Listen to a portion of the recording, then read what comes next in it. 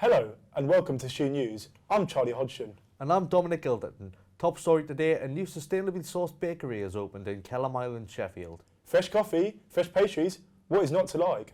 I've been down to find out more.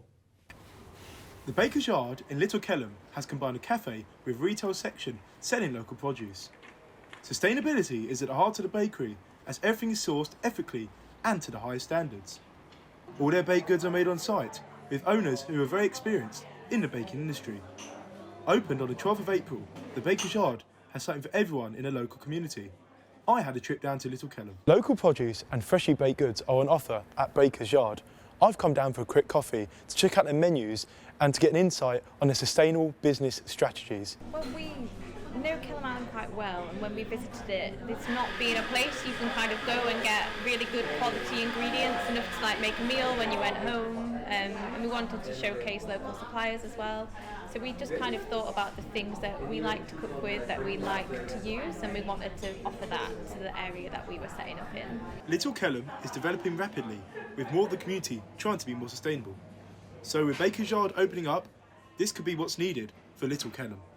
Especially with the development that we're on situ, who have built this whole estate with sort of sustainability in mind.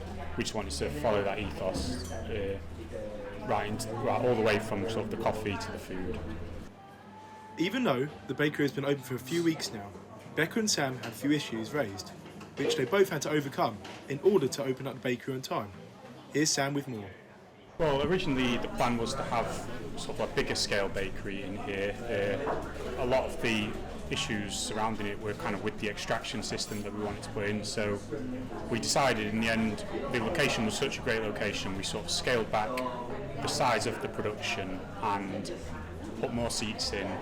Scaling back and adding more seats seems to be the right choice for the Baker's Yard, as they had a very successful few weeks. Charlie Hodgson, Shoe TV. And now, a pro-Palestine protest has caused disruption in the heart of Sheffield. Protesters gathered around Barclays Bank, Fargate, in an effort to force the company to stop investing in Israel.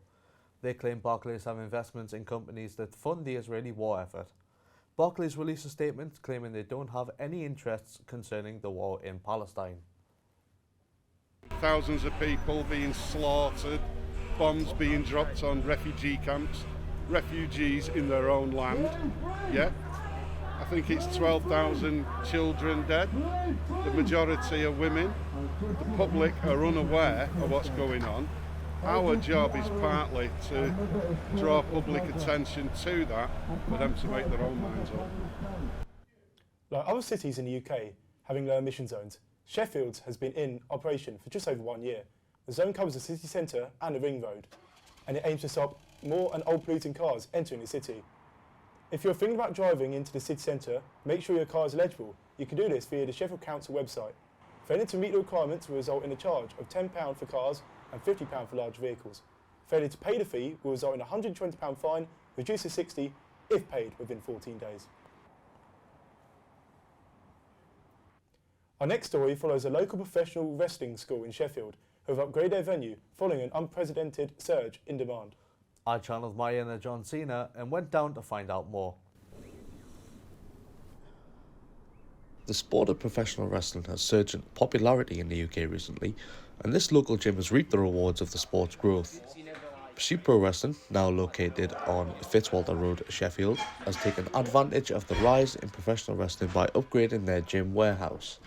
The new venue has an increased capacity and state-of-the-art equipment. We had more people coming in, we were reaching capacity in the facility that we were in previously, and it just needed a bit of a freshening up. I don't think we realised how much that we needed that change around up until we got in here and realised, oh yeah, this is loads better in terms of the space and like the amount of people that we can fit in comfortably.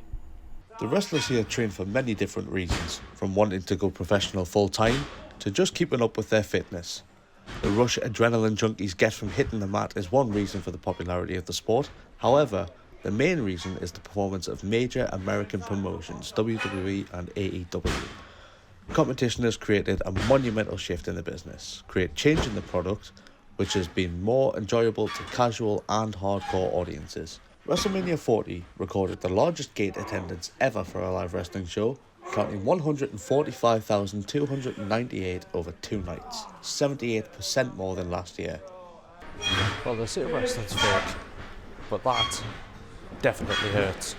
The fear that goes into people when they think, oh, I want to be a wrestler, but I'm not going to fit in. I'm 35 and I'm fat. Trust me, if I can do it, I'm fairly sure that anyone else can do it. Like, just come down, give it a try. As more and more people turn their eyes to the world of professional wrestling, it can only mean the sport is here to stay in the UK. Local schools like this one create a connection within the local community, hosting independent shows and smaller ones for friends and family.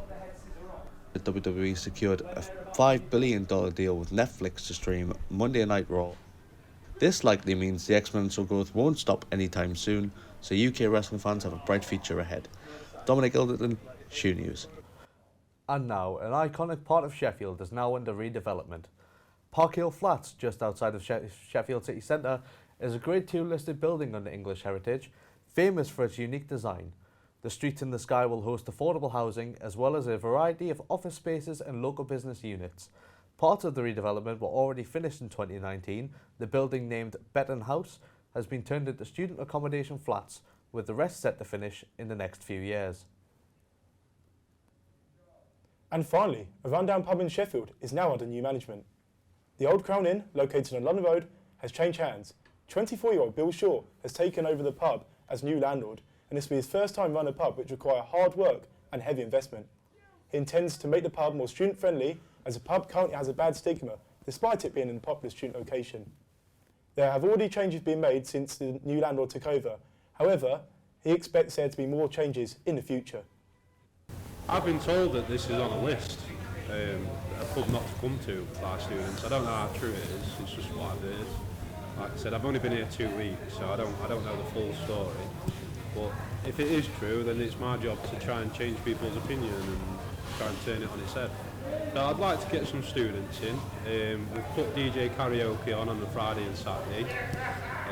We're on about doing a shots offer for students and stuff like that. And we're going to put renovations through.